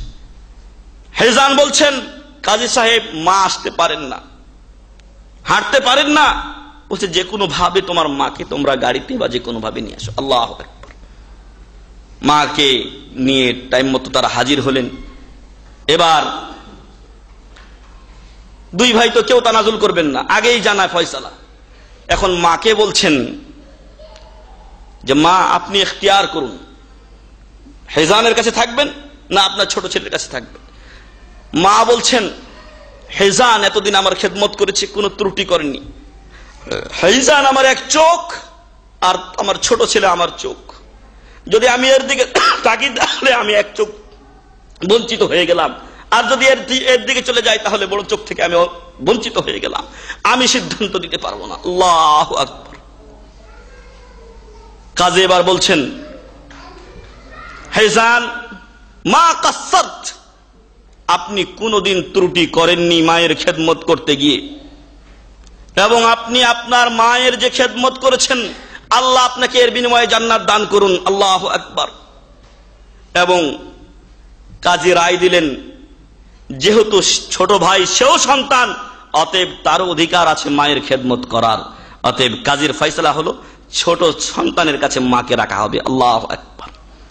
হেজান আল্লাহু আকবার কথা শোনার সাথে সাথে কাঁদতে কাঁদতে তিনি বেহুশের মতো হয়ে গেলেন যে আমার কাছ থেকে আপনি জান্নাত ছিনিয়ে নিলেন। আল্লাহু আকবার। ইতিহাসে বিরল দৃষ্টান্ত, কোনদিন এই মামলা মোকদ্দমা হয়েছে কোথাও পাবেন না আপনি, বরং উল্টো মা বাবার অত্যাচারের কারণে বিভিন্ন কোর্টে মামলা হয়েছে। এজন্য আল্লাহ রাসূল সাল্লাল্লাহু আলাইহি ওয়াসাল্লাম এর সাহাবী মুআবিয়া বিন জাহিমা আস-সুলামি তিনি বলছেন, আতাইতু রাসূলুল্লাহি সাল্লাল্লাহু আলাইহি ওয়াসাল্লাম ফাকুলতু ইয়া রাসূলুল্লাহ ইন্নী কুনতু আরাদতুল জিহাদ মা'আকা আবতাগি বিযালিকা ওয়াজহা আল্লাহি ওয়াদ দারাল আখিরা ক্বালা ওয়াইহাক আহাইয়াতুন উম্মুকা কুলতু না'ম। মুআবিয়া বিন জাহিম আস-সুলামি তিনি আল্লাহ রাসূল সাল্লাল্লাহু আলাইহি ওয়াসাল্লামের কাছে এসে সালাম দিয়ে বলছেন, হে আল্লাহ রাসূল সাল্লাল্লাহু আলাইহি ওয়াসাল্লাম, আমি আপনার সাথে জিহাদে যেতে চাই এবং এর বিনিময়ে আল্লাহর সন্তুষ্টি চাই, পরকালে জান্নাত পেতে চাই। আল্লাহ রাসূল সাল্লাল্লাহু আলাইহি ওয়াসাল্লাম বলছেন, ওয়াইহাক, দূর হও তুমি, আহাইয়াতুন উম্মুক, তোমার মা কি বেঁচে আছেন? কুলতু না'ম। মুআবিয়া বলছেন, মুআবিয়া বিন জাহিম আস-সুলামি বলছেন, নাম, আমার মা বেঁচে আছেন। ক্বালা ইরজি ফাবাররাহা সুম্মা আতাইতুহু মিনাল জানিবিল আকার, বললেন ফিরে যাও, তোমার মায়ের সাথে সদ্ব্যবহার করো। আল্লাহু আকবার। জিহাদের উপরে স্থান কিসের? মায়ের সাথে সদ্ব্যবহার করার। সুম্মা আতাইতুহু মিনাল জানিবিল আকার, মুআবিয়া বিন জাহিম আস-সুলামি বলছেন যে আবার অন্য দিক দিয়ে ঘুরে আসলাম কার কাছে? রাসূল সাল্লাল্লাহু আলাইহি ওয়াসাল্লামের কাছে। ফাকুলতু ইয়া রাসূলুল্লাহ, বললাম আল্লাহ রাসূল সাল্লাল্লাহু আলাইহি ওয়াসাল্লাম, ইন্নী কুনতু আরাদতুল জিহাদ মা'আকা আবতাগি বিযালিকা ওয়াজহা আল্লাহি ওয়াদ দারাল আখিরা, আপনার সাথে জিহাদে যেতে চাই আল্লাহ রাসূল সাল্লাল্লাহু আলাইহি ওয়াসাল্লাম, পরকাল চাই, আল্লাহর সন্তুষ্টি চাই, এজন্যই আপনার সাথে জিহাদে যেতে চাই। বললেন, ক্বালা ওয়াইহাকা আহাইয়াতুন উম্মুকা, কুলতু না'ম ইয়া রাসূলুল্লাহ। ক্বালা ফারজি ইলাইহা ফাবাররাহা সুম্মা আতাইতুহু মিন আমামিহি ফাকুলতু ইয়া রাসূলুল্লাহ ইন্নী কুনতু আরাদতুল জিহাদ মা'আকা আবতাগি বিযালিকা ওয়াজহা আল্লাহি ওয়াদ দারাল আখির। উনি বলছেন, আল্লাহ রাসূল সাল্লাল্লাহু আলাইহি ওয়াসাল্লাম বললেন, দূর হও তুমি, তোমার মায়ের কাছে ফিরে গিয়ে তার সাথে সদ্ব্যবহার করো, আবারও তার সামনের দিক থেকে থেকে ফিরে আসলাম, আবার একই কথা বললাম। আল্লাহ রাসূল সাল্লাল্লাহু আলাইহি সাল্লাম বললেন যে দূর হও, তোমার মা বেঁচে আছেন? বললেন হ্যাঁ, আমার মা বেঁচে আছেন। ক্বালা ওয়াইহাকা ইলজাম রিজলাহা ফাসাম্মাল জান্নাহ। আল্লাহু আকবার। বললেন দূর হও, চলে যাও তোমার মায়ের কাছে এবং তার খিদমত করো।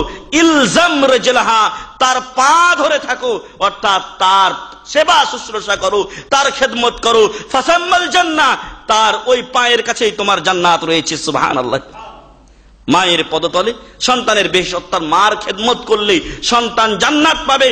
আর এই জন্যই হিজান বলেছিলেন যে আতহারিমুনি মিনাল জান্নাহ, তুমি কি আমাকে জান্নাত থেকে মাহরুম করতে চাও? এই মা হলেন আমার জান্নাত, অতএব মাকে আমি ছাড়তে চাই না। কিন্তু এই মায়ের কদর আজকে আমরা কজনে বুঝি? আজকে যারা এই মজলিসে উপস্থিত আছি তাদেরও অনেকে হয়তো মায়ের প্রতি সদ্ব্যবহার আমরা করি না। প্রিয় ভাই এবং বন্ধুগণ, সময় আছে, আজকেই আমরা তওবা করি এবং মার খেদমত করা শুরু করি। যা দরকার মার জীবন দিয়ে তা পূরণের চেষ্টা করুন। আল্লাহ তাআলা তৌফিক দান করুন, আল্লাহুম্মা আমিন। ইবনে মাজার হাদিস, হাদিস নাম্বার 2771। সম্মানিত ভাই এবং বন্ধুগণ, আমরা হিজানের কথা শুনলাম।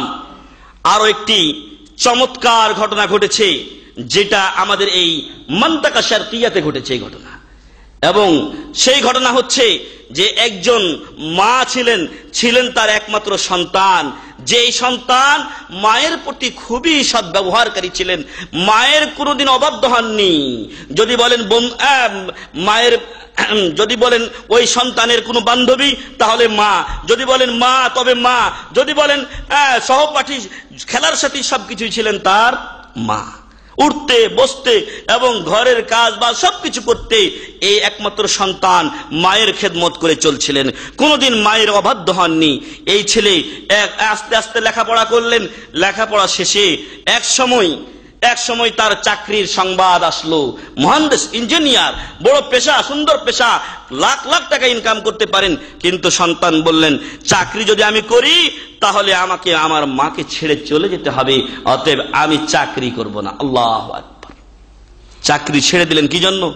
মায়ের সাথে থাকার জন্য, যে আমি মায়ের খেদমত করতে চাই, মায়ের সাথে আমি থাকতে চাই। এরপর তাকে অনেক বোঝানো হলো। পাড়া প্রতিবেশী, আত্মীয় স্বজন বলছেন যে তুমি চাকরি করতে যাও, তুমি টাকা পাঠাবে এবং তোমার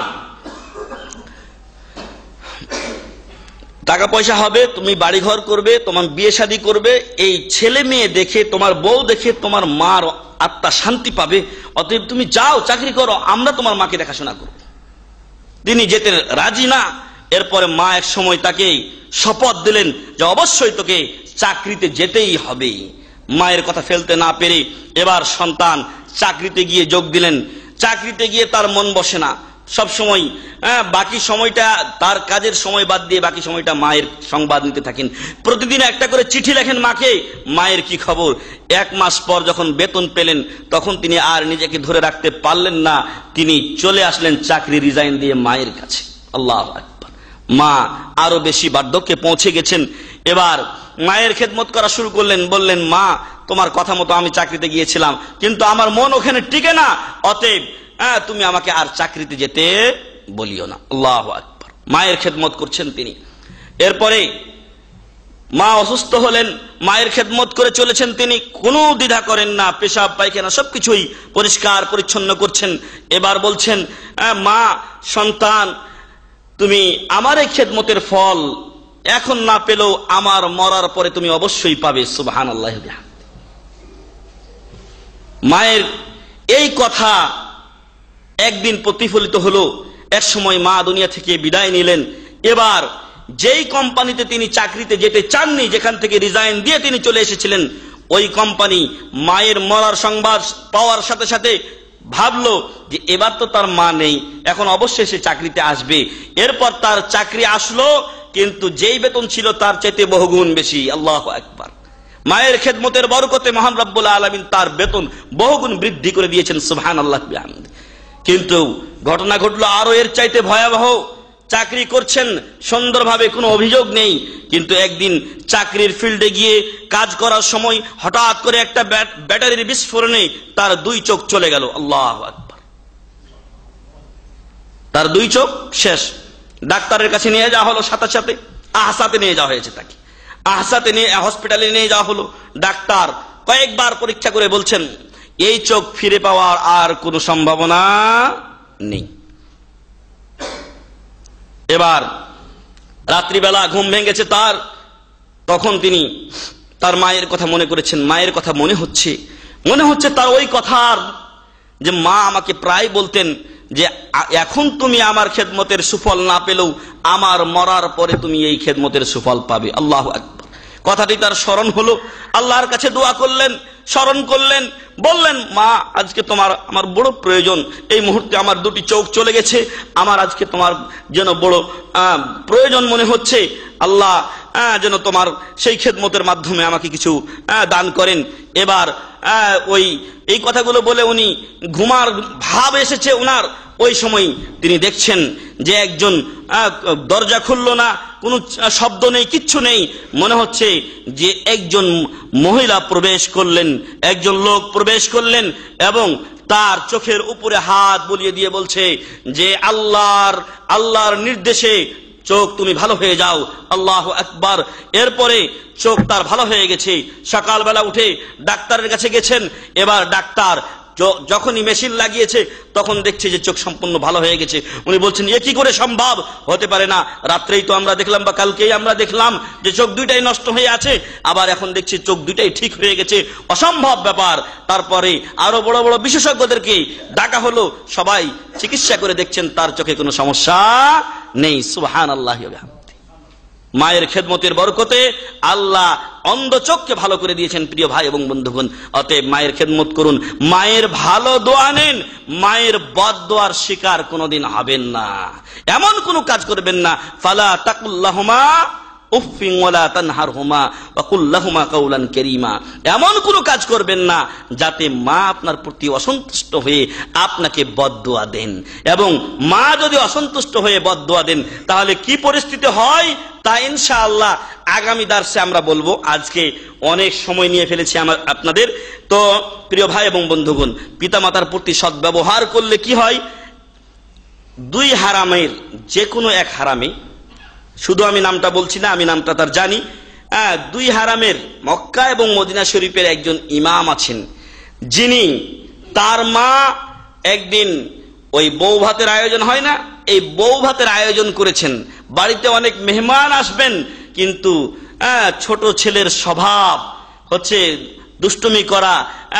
আমার ওই মেয়ের কথা এখন মনে পড়লো, এই ঘটনা যখন আমি পড়লাম যে খোবারে আমাদের জাকির ভাই ছিলেন, একদিন আমরা গেলাম, তো আমার মেয়েটা করলো কি, ওই ধুলা নিয়ে আমরা খেতে বসেছি, ফাহাম রোজ বুখারি আমরা খেতে বসেছি, ওর কাছে খানা কি, ও আমাদের মাথার উপর দিয়ে ফাহামের উপরে সব ধুলা ছিটিয়ে শেষ করে দিল। এই অবস্থা হয়েছিল 2 হারামের যে কোনো এক হারামের ইমাম সাহেবের। এবং ওই তার মা সুন্দর করে খাবার তৈরি করে রেখেছেন, মেহমান আসবেন, কিন্তু হঠাৎ করে কি ঘটলো, ছোট্ট বালক ওই খেলার ছলনায় বাহির থেকে 1 মুঠ বালি নিয়ে এসে ওই অলিমার খাবারের ভিতরে ছিটিয়ে দিল, সর্বনাশ হয়ে গেল। মা কিন্তু বদদোয়া দিলেন না, তাকে ওইখান থেকে তাড়িয়ে দিলেন ঠিক, কিন্তু দোয়া করলেন জাআলাকাল্লাহু ইমামান ফি ইহদাল হারামাইন। আল্লাহু আকবার। আল্লাহ যেন তোমাকে 2 হারামের যে কোনো এক হারামে ইমাম করেন। আল্লাহু আকবার। আল্লাহ মায়ের দোয়া কবুল করেছেন। এবং এটাও আমার উস্তাদ আমাকে বলেছিলেন যখন আমরা মদিনা বিশ্ববিদ্যালয়ে পড়ি, যে খুব দুষ্ট প্রকৃতির একটু ছিলেন বলেই তার মাতাকে পট করে একটা মায়ের দিলেই সাথে সাথে দোয়া করতেন জাআলাকাল্লাহু ইমামান ফি ইহদাল হারামাইন, আল্লাহ যেন তোমাকে 2 হারামের যে কোনো এক হারামের ইমাম করেন। সুবহানাল্লাহি ওয়া বিহামদি।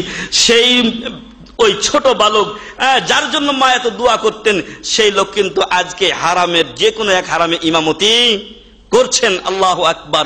মায়ের দোয়া কবুল হয়েছে।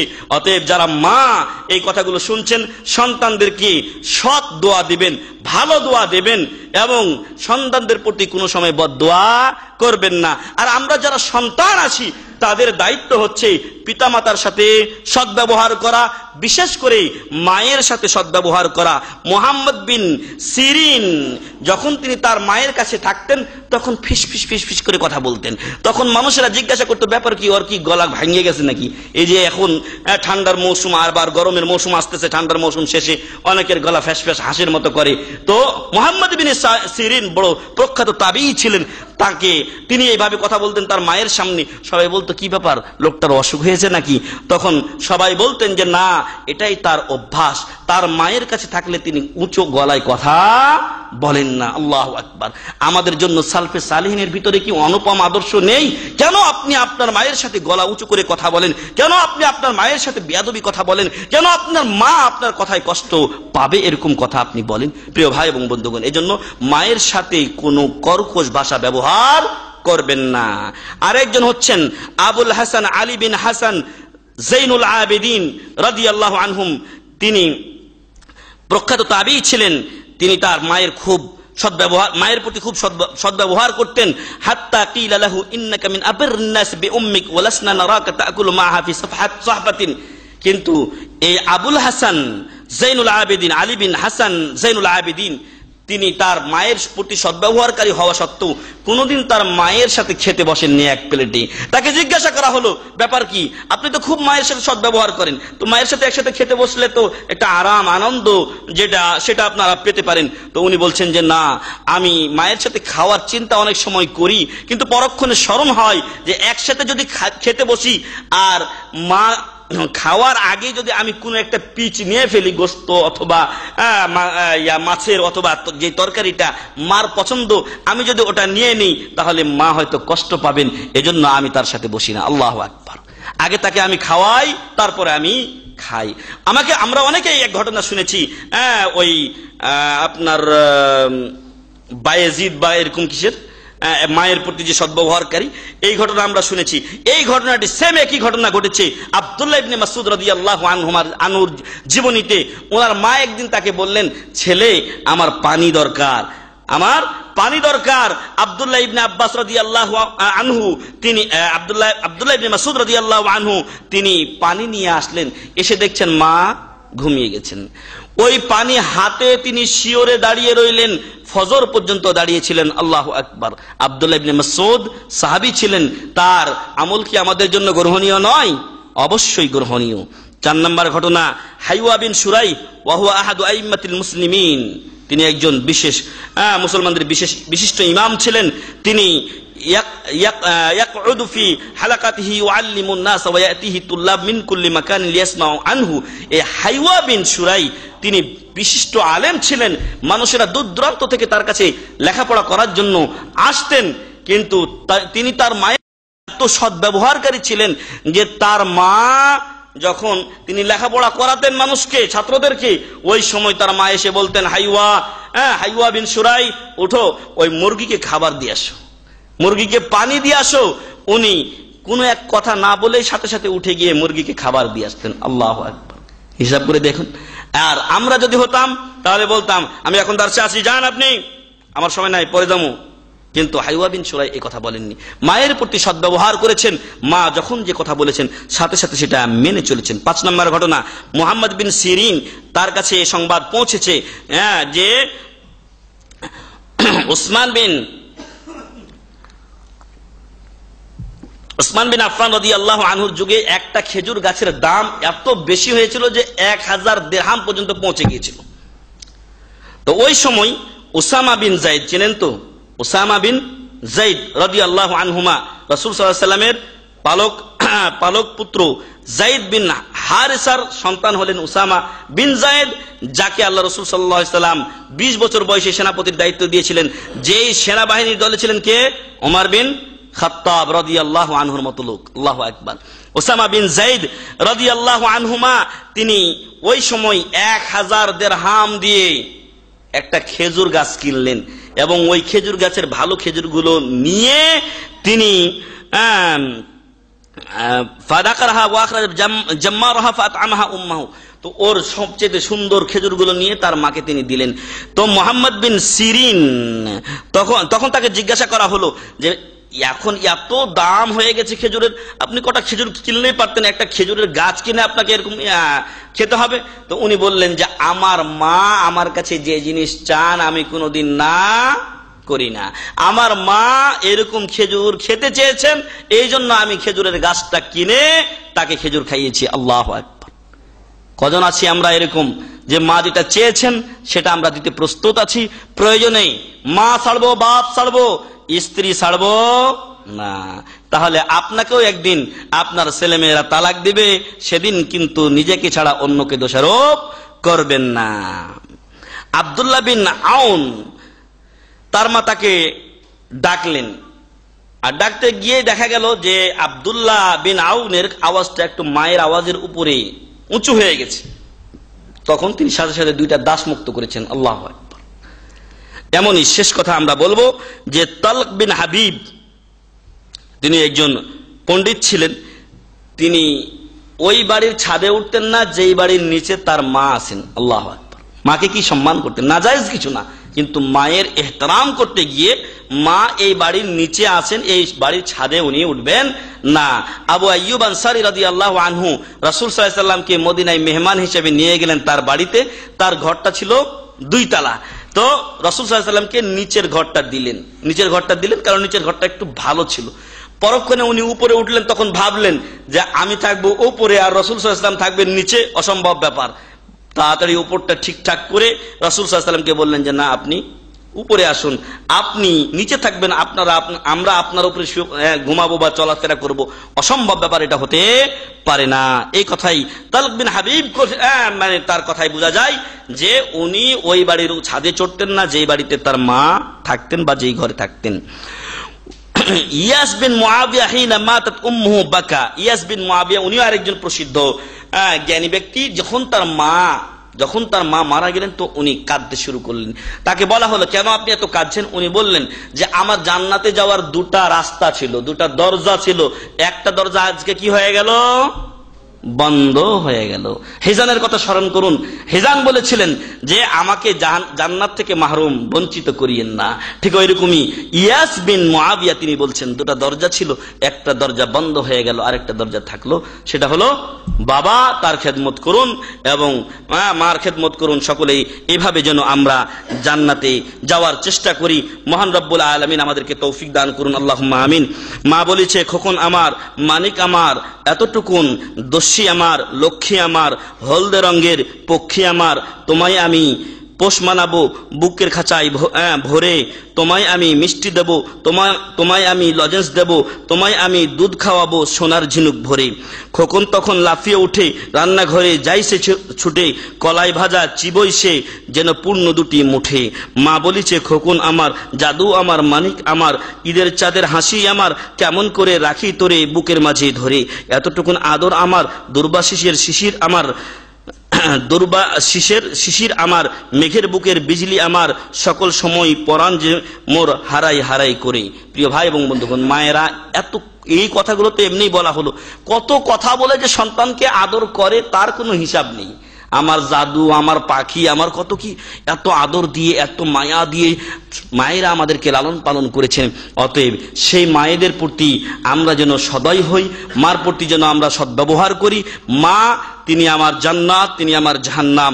অতএব মায়ের খেদমত করুন এবং আল্লাহর কাছে জান্নাত গ্রহণ করুন। প্রিয় ভাই এবং বন্ধুগণ, মহান রব্বুল আলামিন যেন আমাদেরকে মার প্রতি সদ্ব্যবহার করার তৌফিক দান করেন, আল্লাহুম্মা আমিন। আমার ইচ্ছা ছিল যে অসদ্ব্যবহার করলে কি পরিস্থিতি হয় সেটাও একটু বলবো, কিন্তু এটাতেই সময় আমি বেশি নিয়ে ফেলেছি, যার জন্য হয়তো আরেকদিন ইনশাআল্লাহ ওই বিষয়ে আলোচনা করব। মহান রব্বুল আলামিন যেন আমাদেরকে পিতামাতার প্রতি সদ্ব্যবহার করে জান্নাত লাভের তৌফিক দান করেন, আল্লাহুম্মা আমিন। আল্লাহ যেন আমাদের মন মানসিকতা এমন তৈরি করে দেন যেন আমরা কোনোদিন মায়ের সাথে, পিতার সাথে অসৎ ব্যবহার না করি। অনেক ভাই ও বোনদেরকে বলতে শোনা যায় যে আমার বাবা বা মা আমাকে সম্পত্তি থেকে বঞ্চিত করেছেন। সম্পত্তি তো পরের কথা, আপনার প্রতি ছোটকালে যে মায়া মহব্বত পিতামাতা করেছেন তার কোনটার আপনি বদলা দিতে পারবেন? আপনি যদি সম্পত্তি না পাওয়ার কারণে পিতামাতার হক আদায় না করেন, কিয়ামতের দিন আপনি দায়ী থাকবেন। আর পিতামাতা যদি তাদের দায়িত্বে অবহেলা করেন তাহলে তারা দায়ী থাকবেন।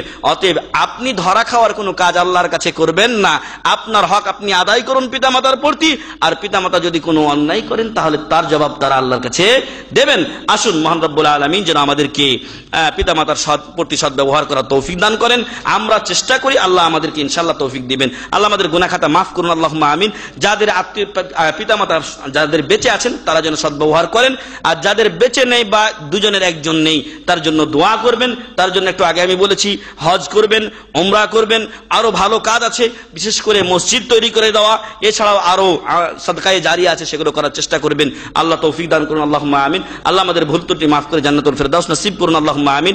শুরুতেই কয়েক ভাই দোয়া চেয়েছেন, বিশেষ করে আমাদের আব্দুর রব ভাই বলেছেন যে ওনার উপজেলা শহরে এক ভাই 3.5% তাদেরকে জমি দিয়েছেন, যেখানে দিনী কাজে মসজিদ, মাদ্রাসা বা ইসলামিক সেন্টার তারা গড়ে তুলতে পারবেন।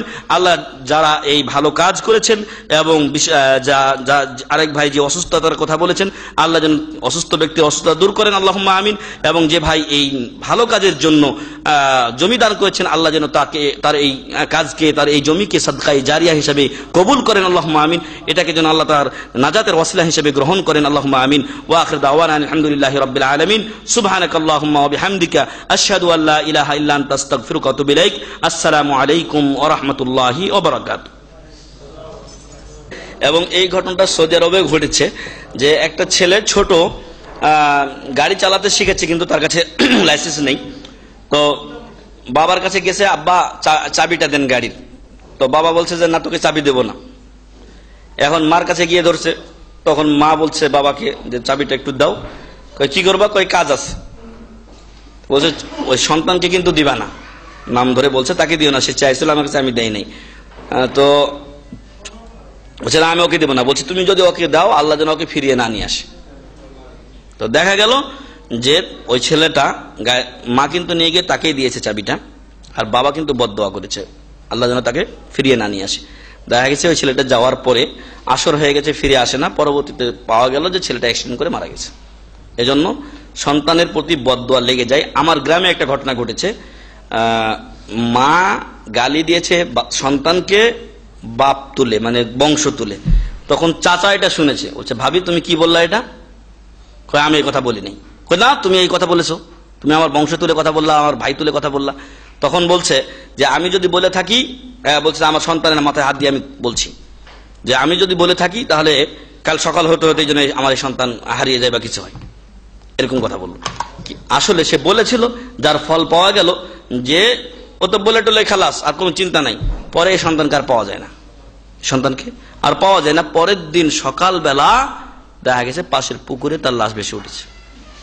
এই জন্য বদদোয়া কবুল হয়ে যায়। তাই যারা মা বাবা আছে সহনশীল হতে হবে, বদদোয়া যেন সহজে না করে, বিশেষ করে নাবালকদের প্রতি। আর যারা বড় তারা যেন বদদোয়া খাওয়ার কোনো কাজ না করে।